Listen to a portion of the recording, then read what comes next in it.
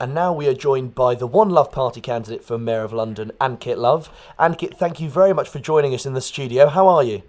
Oh, I'm doing great. It's a pleasure to be on air with you. Yeah, things are fantastic. We just had the ITV broadcast, so it's really a bit of a fairy tale story for us, you know? Yes, and tell us about that. How does it feel to have your party political broadcast on air on a major channel? Yeah, can you imagine, like, we just made this party in October 2015. I made this from a hostel in Hackney. Nobody had heard of us. We have barely any funding on this project. We couldn't afford the £10,000 you had to pay to be in the booklet that goes to every household. And there, lo and behold, our political party out of nowhere is on a major channel broadcast across London. It's fairy tale. You can only write this stuff in a movie. Hi Ankit, it's Niall here. Lovely to be speaking to you. And we Hey, watched Niall. the broadcast, and one of the things you were stating is that you're trying to be a party of the youth and represent the youth. And I was wondering how you would be going about that. Well, first of all, I guess I'm the youngest candidate ever in the history of the election, so Wow. automatically I am the youth, to some degree. So I relate. Sure. And I've gone through a lot of the issues recently that a lot of people do.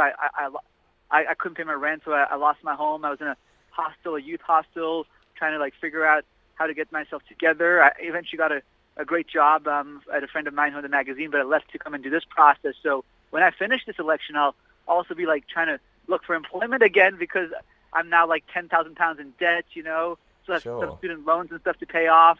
So everything I guess young people go through, I'm kind of living it. So Sure. yeah, let's literally relate. Sure. Tell us a little bit more about your youth hostel experience. How long were you there for? And were your experiences there influencing what you're doing now? Yeah, absolutely. Directly so, because that was kind of maybe a really, really big prognator to what I am doing with this campaign. I was there for about, I think, 2 or 3 months at the hostel, something like this, roughly.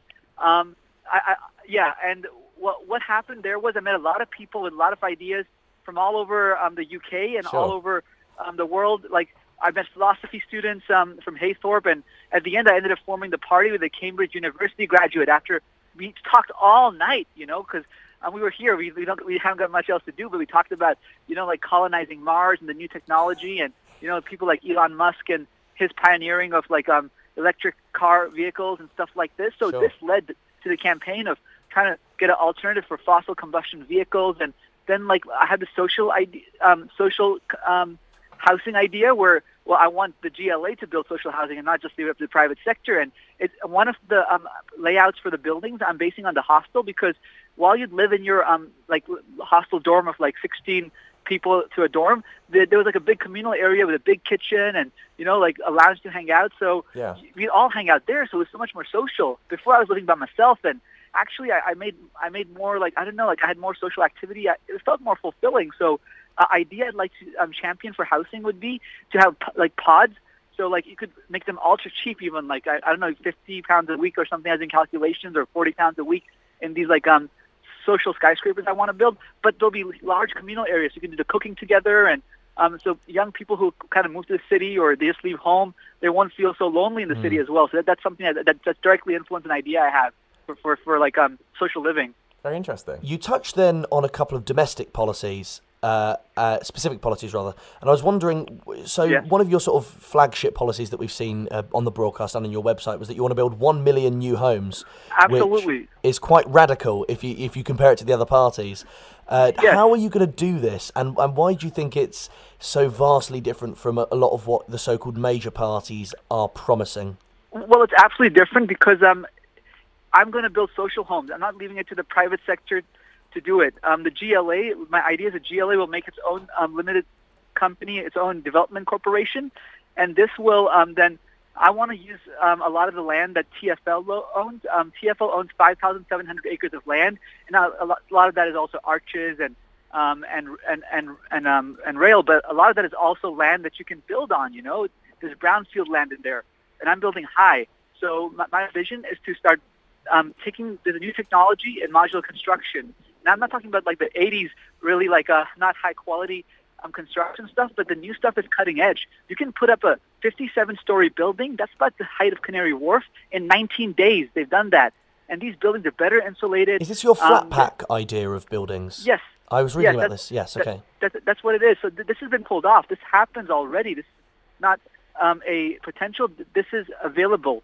And so my concept is to put these buildings on GLA land, and basically, because we own the land, I don't have to get any government funding for this. I can get a private loan from banks, and because of GLA, the corporation, we don't have to make a profit, or there's a lot of profits also in the property development, of course. And then I can set the regulations that no private investors own this. I can set the regulation that people in London get the priority for these new homes. I can set all of these regulations, and I can make nice quality construction too. It's not going to be like the 50s or 60s style stuff. And that's sort of radical, because nobody is proposing building social homes through a GLA-owned endeavor, and nobody is also proposing using this new technology. That's why I can build 1 million in 4 years, because say Canary Wharf took like 3 years to build or so, but you can put a building the height of Canary Wharf in 19 days. So let's think about it. Now it's very feasible. It's a very interesting proposal. Looking at one of your other flagship policies, it is regarding what you call the CAWMD pandemic, which is the chemical air wastes of mass destruction. Absolutely. And I was wondering how you plan to deal with this, and if it's just a London-wide policy you hope to enact. Well, actually, on this point, I've already sent a signal to the Prime Minister that he's on very, very shaky legal ground. Because if anybody's been seeing this issue develop, which nobody does because it's invisible, it's a real shame. I think it's coming more into light actually now, and I believe as the thing builds up, including my voice on this will be seen as the biggest scandal of our time, and that's because air pollution kills 9,500 people in London each year.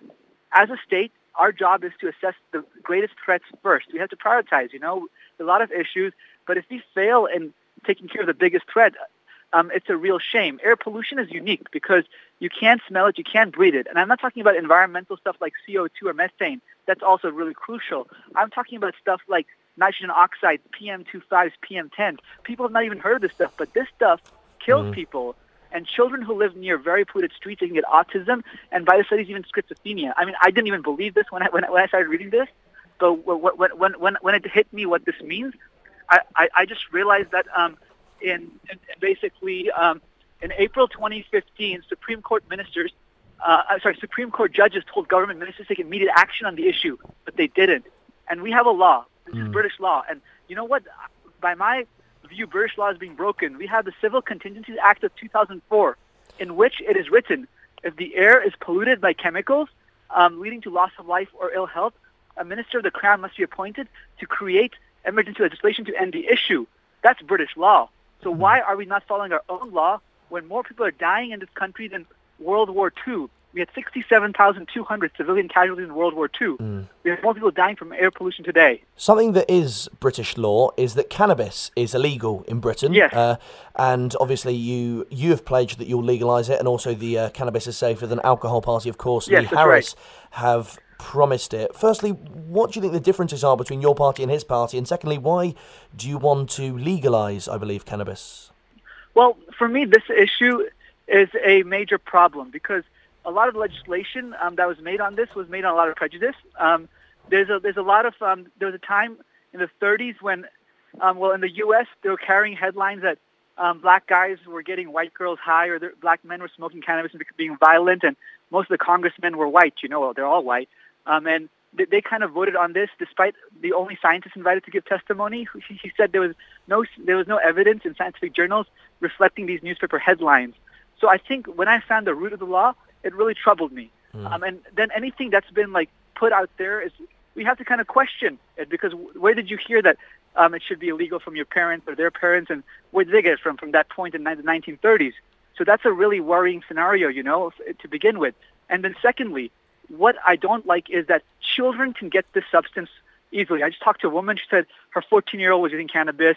People can get paranoia or schizophrenia or whatever from this substance because it's in the dealer's interest to give people really strong products because they want them dependent on it. We can't even regulate how much active ingredient is in the product. It's not labeled. People don't know what they're consuming. So what bothers me is that this is a really out-of-control thing in our society. So my legislation will bring this in control so that we'll set clear age limits so children can't get to it. We'll put out the black market, which are the criminals who are funding violent crime, human trafficking. From this revenue, people are getting access to firearms from the revenue from selling cannabis. This will all come to an end. Our police can focus on violent crime then. We'll have more funding to give to our police to focus on that. We'll put the criminals out of business. Looking at the election in greater detail, Ankit, I was wondering which party or candidate you'd be putting as your second preference for the mayoral race and the London Assembly.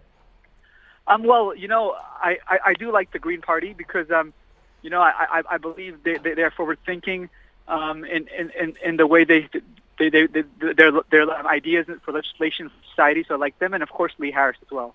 Okay, thank you. And just quickly as well, obviously you don't sound like you were born in London, rather. You have an American accent. Yeah. Am I right in saying? Can you tell us about being kind of American? Do you think it will be cool to have an American accent as the voice of London?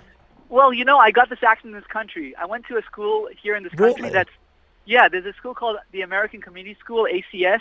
It's an international school, but everybody there is American. I went there from 1989 to 2002. Oh, right. So this is a British accent, believe it or not. It's a rare British accent, but it's made here in Britain. Sure is. Ankit, thank you very much for joining us. And just before we let you go, tell us about Spill the Milky Way. It's a beautiful music video about reaching for the stars, reflective of what I'm doing with this city. We want to go to the stars. We want to take the city to the next level. And always believe in love. And there'll be a campaign song coming up, maybe? Maybe. We'll see. Maybe after there'll be a review.